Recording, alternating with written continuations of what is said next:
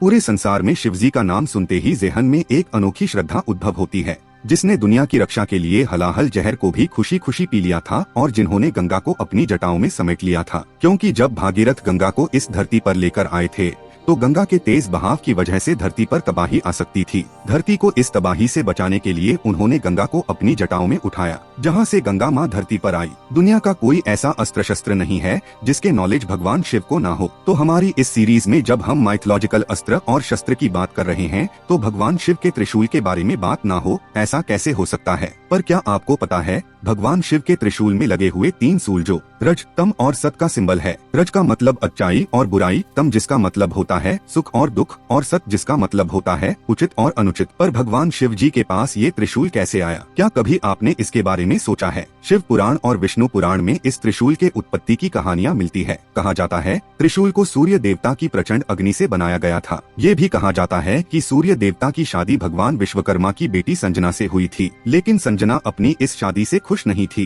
क्योंकि वह सूर्य देवता का झुलसा देने वाली गर्मी से परेशान थी। तब संजना ने अपने पिता विश्वकर्मा से इसकी शिकायत की और कहा कि इस मुश्किल का हल निकाले, नहीं तो वह कभी भी अपने ससुराल नहीं जाएगी। सूर्य देवता भी अपनी गर्मी को कम करना चाहते थे। भगवान विश्वकर्मा के समझाने पर वह मान गए और अपनी पत्नी की खुशी के लिए उन्होंने अपने फायर यानी आग का एक पार्ट अलग कर दिया। अब दिक्कत ये था कि इस अग्नि का क्या किया जाए, क्योंकि उसे यूं ही कहीं भी नहीं फेंका जा सकता था। उस आग से सब कुछ जलकर भस्म हो सकता था। तब भगवान विश्वकर्मा ने उस आग से एक त्रिशूल बनाया, जिसमें फायर पावर के साथ साथ पूरे यूनिवर्स की पावर्स थी। अब त्रिशूल के लिए ऐसे शक्तिशाली देवता की जरूरत थी जो उसकी शक्तियों को संभाल सके। तब भगवान शिव जी ने त्रिशूल को अपना अस्त्र बनाया। तभी से त्रिशूल भगवान शिव के सभी स्तरों में सबसे ज्यादा शक्तिशाली अस्त्र में से एक बन गया। इसमें इतनी ज्यादा आग और शक्ति है कि अगर महादेव एक बार इस त्रिशूल को चला देंगे तो ये 7 महासागर को पल भर में सूखा सकता है और पूरी दुनिया को खत्म कर सकता है। तो उम्मीद है अगर आप भी इस देश के ऐसी इतिहास से प्रेरित होते हैं